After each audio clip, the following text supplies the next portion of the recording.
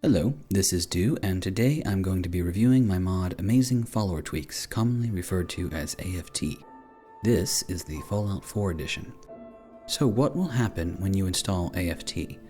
If you load an existing game, you will see a progress bar appear at the top of your screen as AFT imports any followers you have previously encountered. A thank you should appear after AFT has initialized. If you start a new game, the progress bar and thank you will be delayed until after the prologue, when you exit Vault 111. So how do we use AFT?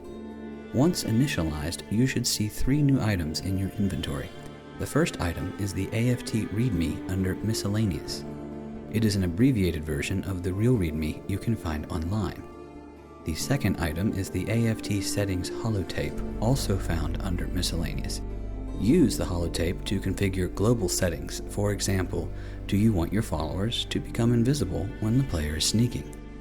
Last but not least is the AFT Master Control. This is the primary interface into Amazing Follower Tweaks. It is found under the Aid category and can be assigned to a favorite. By default, AFT will assign the Master Control to favorite number 3. So how do we use the Master Controller? The intended use is to place the crosshair over a follower and then activate the controller as a favorite. This will bring up a menu of options on the Pip-Boy, such as Actions, Gear, Combat AI, Info, Appearance, Settings, and Tools. Let's glance at each one of these briefly. The Actions menu contains commands for your followers. For example, wait, follow, dismiss, make and tear down camp, fetch and or enter power armor, get out of the way, and just hang out here. Moving down the list, the gear menu provides access to your followers' inventory and allows you to set up outfits for various situations. It also includes a number of convenience commands. You can tell followers to strip, convert unused gear into scrap or caps. There are also some bulk transfer methods. Let's talk about these real fast. The dedupe option transfers duplicate items to the follower's inventory. So if you have 10 Raider leathers, dedupe will remove 9 of them to the follower's inventory. Dejunk transfers all junk to the follower's inventory. Next up is Combat AI. Here you will find per follower settings to apply during combat. You can set preferred distance from the player. You can set the follower's style. Are they passive and wait to be attacked, or are they aggressive and attack on sight? You can set caution, which determines when they will run from a fight. Maybe you want to do all the fighting. You can set your followers to stay out of it by making them all cowards. Toggle PA helmet causes followers to remove power armor helmets outside combat. Finally, there is ignore friendly hits. If you turn this off, followers will react if you hit them too many times and may even go hostile to defend themselves. Under the info menu, we have commands for examining the follower you are talking to. View stats, relationship, reactions, AI, traits, effects, perks, factions, and keywords. The appearance menu contains a number of options for changing the follower's appearance. You can pose them, change their scale, and in many cases change their race. In the case of humanoids, you can also assign new eyes, hair, facial hair, or sculpt them using the surgery menu you use to create the player at the beginning of the game. The settings menu is used to configure follower-specific settings. There's a lot of stuff under here. You can change their name, their home, what they like and don't like. You can make them more or less talkative, make them mortal, make them a pack mule, or give them unlimited ammo.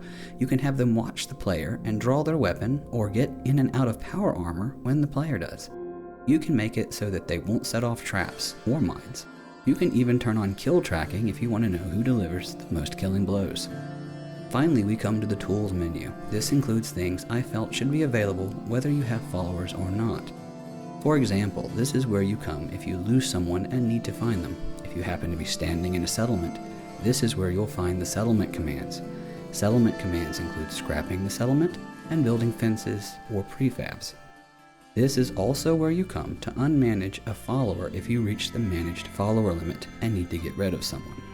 Now that I've covered AFT's main follower features, let's talk about a few special cases.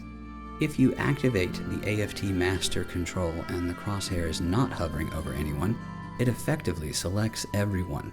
Notice at the top it says All Followers. I refer to this as All Follower Mode. There are fewer options in this mode as you only see group commands. From this menu, you can select a specific active follower by clicking on Select Follower, and conversely, you can flip back to All Follower mode by clicking on Select All Followers.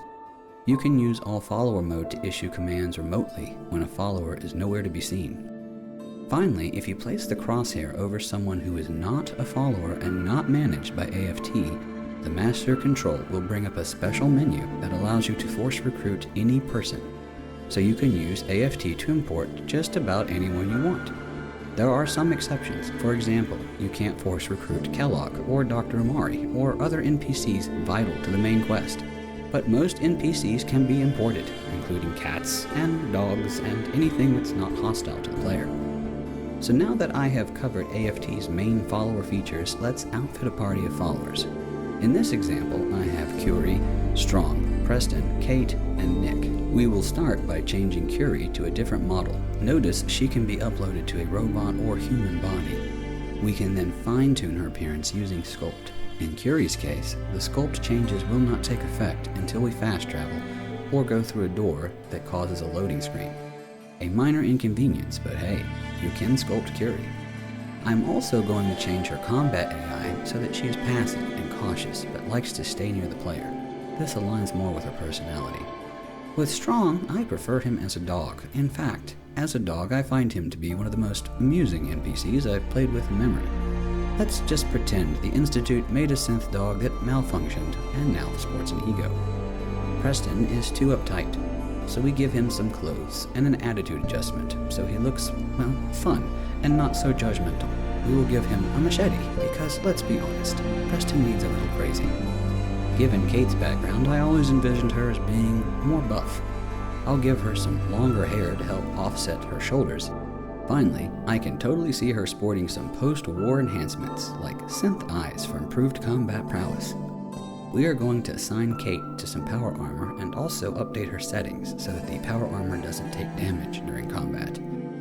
Nick is one of my favorite characters, but I really get tired of the whole detective thing. I prefer Nick the bounty hunter. The jobs are similar, and Nick doesn't exactly hesitate to pull a trigger when the time is needed. So let's give him an Indiana Jones kind of look. Finally, let's fast travel so that Curie's appearance changes take effect. And there you have it. Now for a little bit of gameplay. I've seen a lot of those Institute crow things sniffing around. Looks like they're getting ready to try to take us out. This is Radio Freedom with a breaking report from the castle. Institute synths are moving on our position. This is not a drill. All available